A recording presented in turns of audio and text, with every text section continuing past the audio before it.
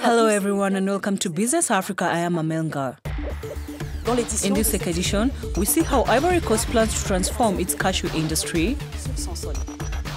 Then we go to Cameroon and check progress on the second largest dam in the country. And finally, a look at how resources in Africa are underexploited. It is now considered the second biggest cash crop behind cocoa. Called the white gold, Ivory Coast has embarked on an ambitious 5-year plan for the cashew sector. Cashew nut production has doubled in the last 5 years to now reach 22% of the global output. Chancellor Nyingi and Eric Oteng report. Côte d'Ivoire is trying to reverse the trend of exporting raw cashew nuts abroad. The country aims to process its grey gold cashew nuts within 5 years. The West African country, which is the world's largest producer of cashew, is planning on processing 50% of cashew produced to create job opportunities for young people. This ambitious project shows the growing interest in cashew nuts, which was once a marginal crop before becoming a state-supported industry. We have shown that we can produce cashew on a large scale.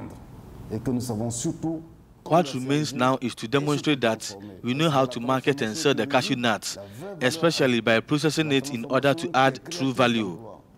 It is true processing that allows families, especially women, to have job opportunities and to support their families. So this is the real challenge of the industry. The world's leading cocoa producer has seen its cashew harvest double in 5 years.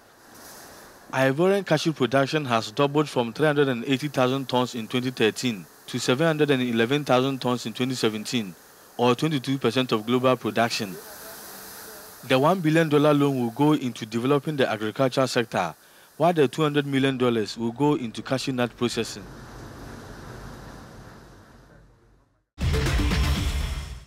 To Cameroon, where the construction of the second largest dam was completed a few weeks ago. The Montvele Dam in the southern part of the country has a capacity of 211 megawatts, constructed at an estimated cost of 243 billion CFA franc, over $430 US. It has been funded by the Chinese. Here is more. 5 years after the start of works in 2012, the construction of the Montvele Dam in Nyabiza in southern Cameroon has been completed. The hydroelectric dam, with a capacity of 211 megawatts, will add to the current energy supply, estimated at 1,341 megawatts.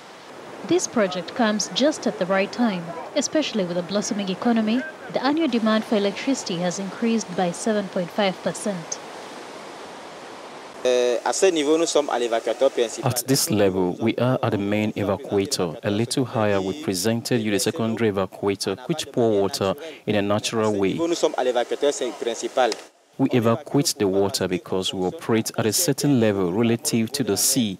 Normal operation requires that we are at a 392 for the safety of the structure and personnel. When this level is exceeded, it is necessary to evacuate the water downstream. 5 valves are responsible for discharging water downstream when the water exceeds the normal operating level of the structure. The construction of the dam cost 243 billion CFA francs, about $427 million. In addition to the access roads to the site, infrastructure for energy consumption, which cost 140 billion francs, about $246 million.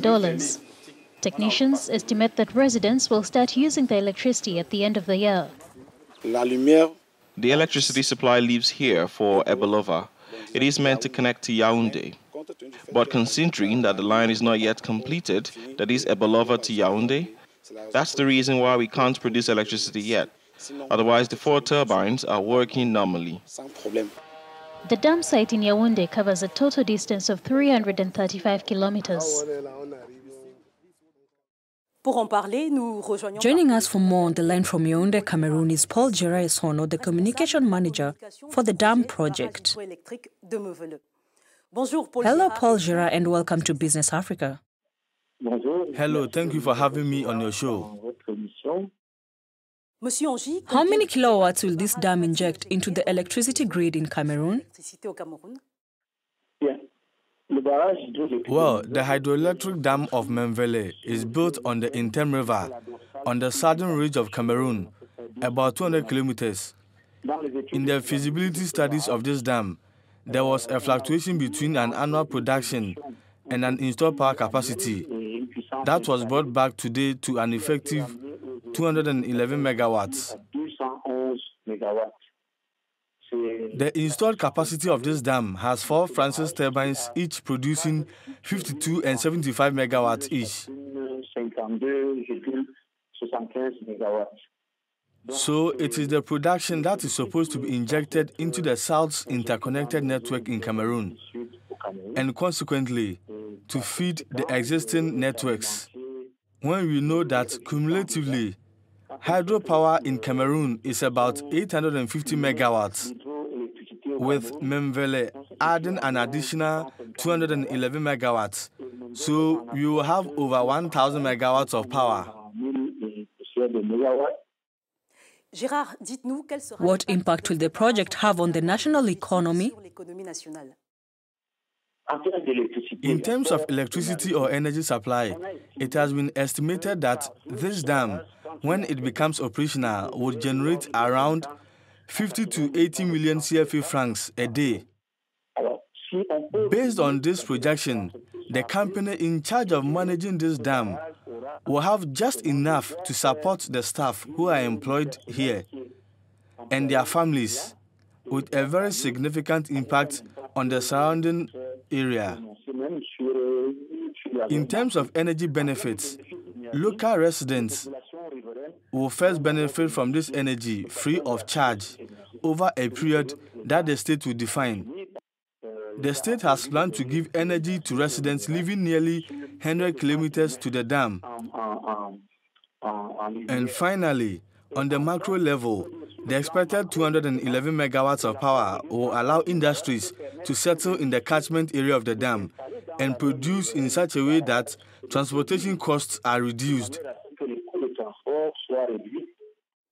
Is there a possibility that the government will start exporting electricity?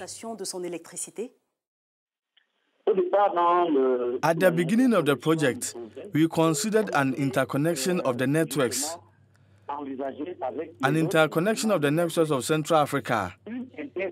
So this will draw other investments like a transformer that will now raise the 110 volts to 220, for example.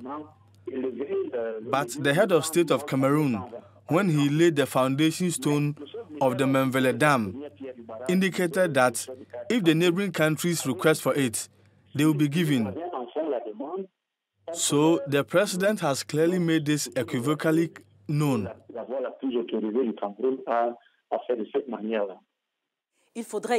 To alleviate the problem of access to power during the dry season, 2 other dams will be constructed.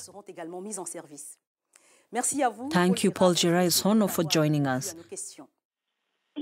Thanks very much. I remain at your disposal for other requests. That was Paul Gerard Esono, the communication manager for the Memvele Dam project, joining us online from Yaoundé.